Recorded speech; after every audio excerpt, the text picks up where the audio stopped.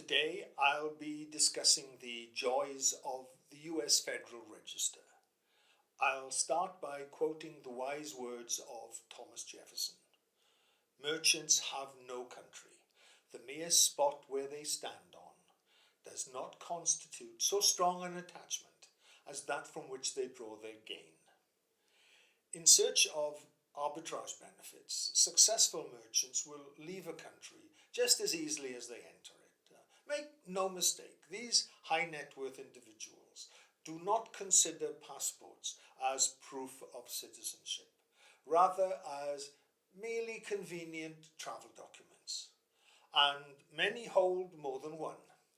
Jefferson's message is even more relevant today since, because of the internet, everyone can become a merchant.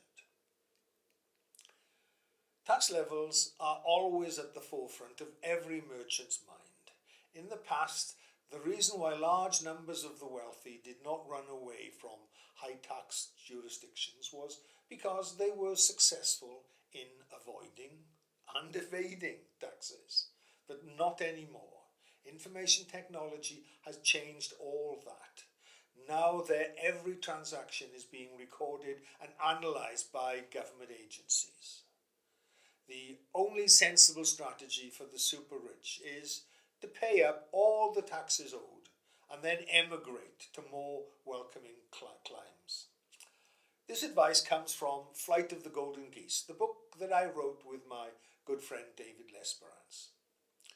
Now, as the rich face the inevitable tax hikes that will follow the COVID-19 economic disaster, we can expect large flocks of these golden geese to emigrate.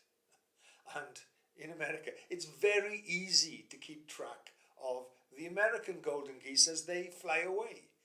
Every quarter since 1994, the US government has thoughtfully listed on its federal register both those US citizens who have renounced their citizenship, as well as long-term residents who have ended their US resident status because of federal tax reasons.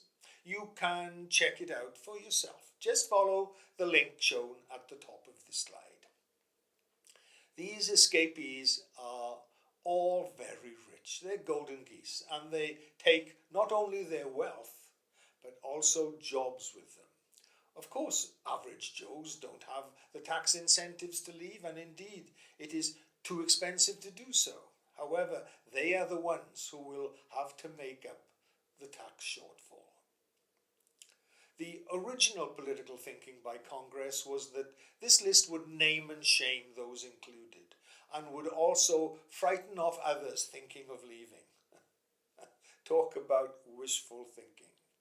In 1998, the figure was 398 leavers. In 2013, it was 3,001. This slide shows the register's quarterly figures from 2014 to the first 3 quarters of 2020. Clearly, naming and shaming hasn't worked. Quite the opposite.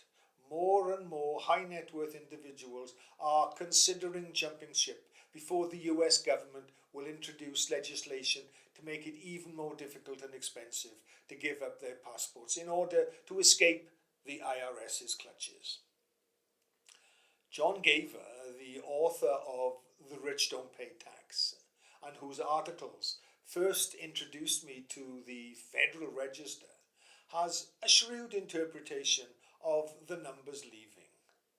Many expats now look at having their names on one of those lists, not as a reason to be ashamed, but as a badge of honour, signifying that they were smart enough to leave ahead of the rush. Many of those earlier wealthy expats now point to the recent dramatic rise in renunciations as evidence that the rush appears to have begun. Now, these words refer to the continuing rise in renunciations during the Obama presidency, which it then flattened off and slightly decreased with Trump. That is, until the huge spike in the election year 2020. Over 6,000 gave up their passports in the first 3 quarters of 2020 alone. I await the figures for the Biden presidency with great interest as he claws back the tax benefits that Trump doled out to the rich.